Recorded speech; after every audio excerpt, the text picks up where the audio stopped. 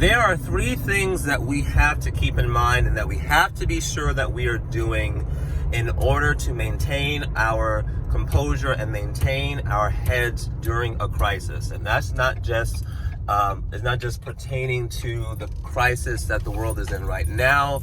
This is something that we always need to be mindful of, and we always need to be sure that we're doing. These three things need to become a part of our way of life so that when events and crisis hit us, we are not finding ourselves succumb to it, but we find ourselves victorious and a whole lot better on the other side of it than we were before the storm hit.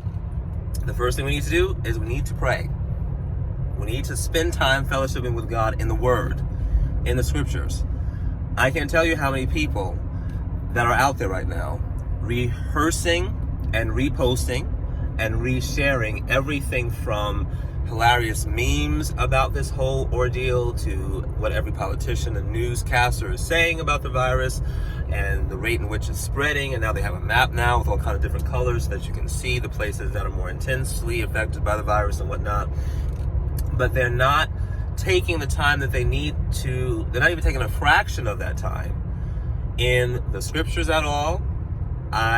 It would be really interesting to see if they actually share things that their pastors, that their ministers, their spiritual elders are saying about the whole event, which all the elders and pastors are. You need a spiritual practice.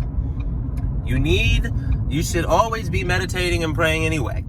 But in a time of crisis, that is the first thing that you do, not the last thing that you do. You need to be spending time in the Word, the Scripture. You need to be spending time praying.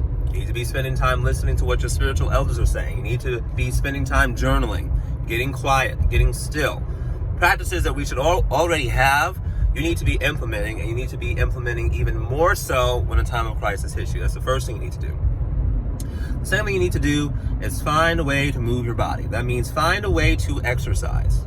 Now, I'm not saying you have to go on a full bodybuilding training regimen, which you can't really do that anyway, unless you're like Dwayne Johnson and other people with a lot of money and they have their own home gyms in their home, because all the gyms are closed, so you really couldn't do that anyway. Ask me how I know. I'm not bitter at all. But there are things you can do. Go for a walk. There are home training videos that you can listen to or watch. A lot of people do yoga. There's even Christian yoga out there if you're interested. Find a way to move your body, because staying stationary and being in your pajamas all day long because you don't have anywhere to go and not changing your clothes for 1, 2, 3 days at a time and eating whatever you want to eat with no sense of restraint and abandoning all of your health routines because your anchors for doing those things have been taken away is not the thing to do in a crisis, because it's going to our bodies affect our minds and our minds affect our bodies. It's a two-way street here. So if your body is immobile and continues to remain immobile for a long period of time, it's going to have an effect on your mind and on your psyche. So go for a run, go for a jog, go for a walk, even if it's just around your property, even if it's just doing stretches out in the backyard. That's all you can do right now. Find a way to move your body. Number 3, you need to take time to fine-tune the vision, the dream, the goal, the aspiration that you have in your heart for your life, for your family, for your career, for your business, for your ministry, whatever have you. Because here's what I've noticed with this whole pandemic thing that we are working our way through. And that is this: between all the information that we're getting from the news and the way that this pandemic is affecting our everyday life, the crisis and any crisis that you face, one of the things that it does is it distorts and creates images of despair. It can create images of hopelessness and of worry and of fear and of worst case scenarios.